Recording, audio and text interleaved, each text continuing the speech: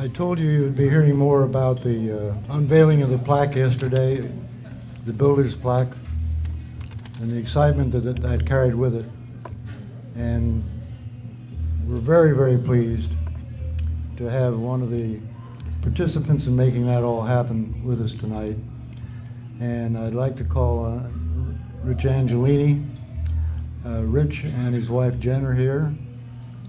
And we both stand up. Jen, everybody see him?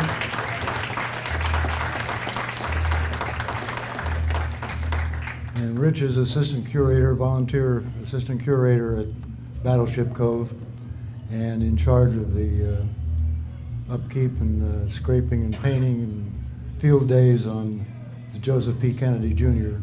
And I think it looks 4-0. Rich, would you come up and say a few words to everyone? They're waiting to hear from you.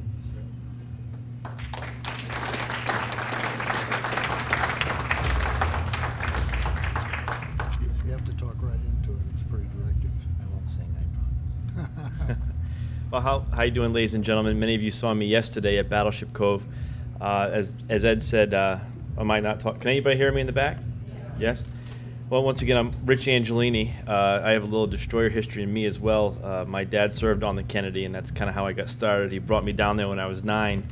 And between him and my grandfather, who was a chief machinist mate on the Mayo, the 422, which was a sister ship of the Emmons, an earlier sister ship, all I heard about was destroyers when I was a kid, so I got really interested in the destroyers. And I look around this room, and I remember the Mayo crew being in the same room, having reunions in the same area, and this reminds me of that, and I'm glad to be here. Thank you very much. But most impressively, I'm glad, and I thank the Capellis for helping me get this plaque here, because I think it's a really important thing. I talked to Kurt Reese out in Okinawa. He says wasn't aware of it, but I did tell him last year that we were going to try and pull this off. And I thanked him on behalf of all of us for the efforts he did at Okinawa to make sure that NCIS knew about it and things of that nature. The builder's plaque, as I mentioned yesterday, and I apologize for repeating myself, almost didn't make it here. The Emmons plaque has had quite a trail back to the States. When they left for the Pacific in World War II, we all know that the plaque went down in 1945 with the ship, and it was on the bulkhead of the wardroom of the Emmons for many, many years. It wasn't until Kurt Reese identified the plaque a number of years ago in the structure of the Emmons that we knew that it still existed. Once he identified that plaque and we knew it was there, we identified the location of the plaque. We also told U.S. Navy History and Heritage Command in Washington, D.C. that the plaque is inside the vessel. Now, I work for the Navy full-time. Unfortunately, my real job is not the fun job of working on historic ships and bringing builders' plaques back up from the deep, but the Navy was very interested to know of the Emmons, following what she was doing, and they knew of the plaque, but they don't have the resources to help protect these ships because the Navy's #1 job is to protect us and make sure the active fleet and sailors are safe and sound and that we're following America's mission across the world. But in any case, when the builder's plaque was stolen, we all know that story. It was stolen many years ago.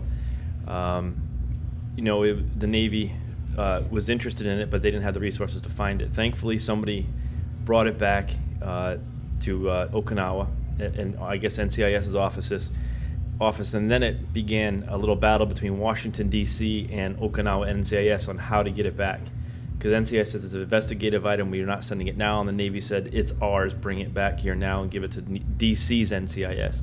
So after a little bit of a struggle, it made it back to Washington, D.C. I worked with Mr. Hoffman a little bit to try and get a turnover of the plaque and a welcome home ceremony of the plaque to the Emmons Association in the Navy Yard itself, where they actually were going to begin underwater conservation of the object, because it actually doesn't belong to the Historical Command, it now belongs to the Navy Underwater Archaeology Command. Is treated much differently because it's actually an underwater recovered object.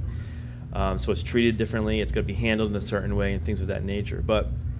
So the obstacles still happened with the Emmons plaque. The PAO officer in Washington Navy Yard dropped the ball.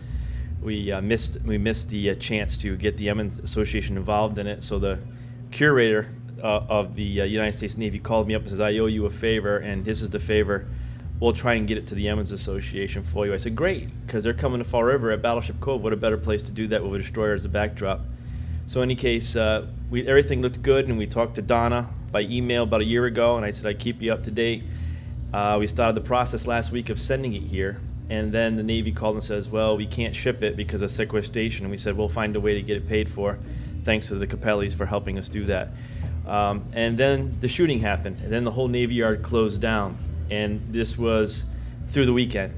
And unfortunately, we got an email Tuesday saying we're ready to ship it overnight to you, and we had to really jump through hoops to get it here, but it's here. If you'll notice, it's very well cleaned. The Navy wants it back, though, immediately because they want to put it back through a conservation program for many months. It's the back of it, which we just noticed, has it looks like it has scar marks on the back, potentially burn and heat residue. It looks like it has part of the paint and the bulkhead still on the back of it, which is very interesting. But it's here, and we're glad to have it here back in home, back with the crew that it belongs with. And first of all, I'd like to also mention that Battleship Cove was very honored to have you all there yesterday. That's why we're here. We're a Veterans Memorial. We love having, I prefer destroyer crews myself, but we're very happy to have destroyer crew, you guys here. Everybody was talking about how wonderful a ceremony it was yesterday. It was very touching and emotional, and we're so glad we could be a part of that plaque.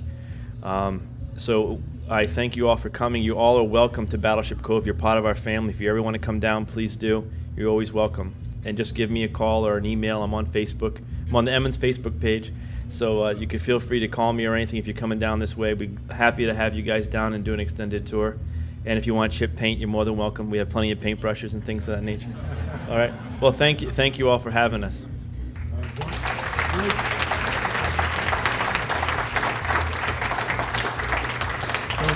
Don't go away.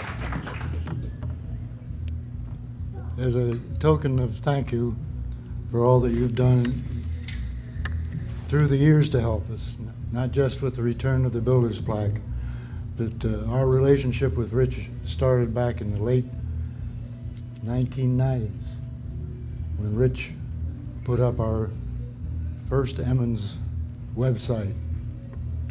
And that's when things all really started to happen for the Emmons Association. That's when the contact was made from Okinawa to me when I was still using web TV sitting on my lap. And they contacted me because the information was on our webpage. And that led to the discovery of the Emmons underwater. And from there on, everything has just been a matter of just exciting history. And Rich has been the person we turn to when we need something authoritative, anything official. He knows the people who can help get things done for us. And for all that you've done, Rich, we want to present you a small token, but it's a precious token to us. It's one of the challenge coins of the USS Emmons. Thank you very much. Thank you very much. Thank you all. Don't go away yet. There's more? Anne Marie? I'm right here. Oh, okay. You take over. You have to talk right into that. It's very directed. Okay. You have to talk right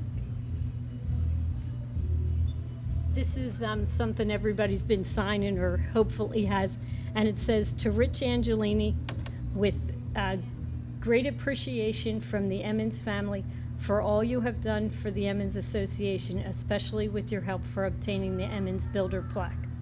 It's a picture of the USS Emmons. And if anybody hasn't signed it yet, please come up and do so at some stage tonight.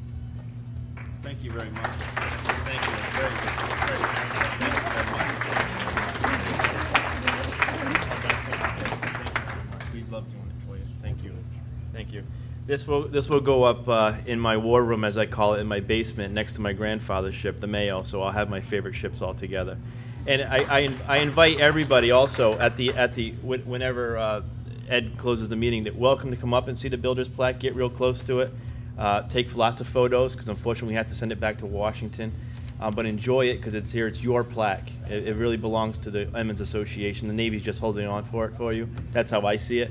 But I just ask that you don't touch it because I'm under strict rules, and I think they'll send me to Portsmouth Naval Prison if anybody signs it. So, but thank you, folks. I really appreciate it.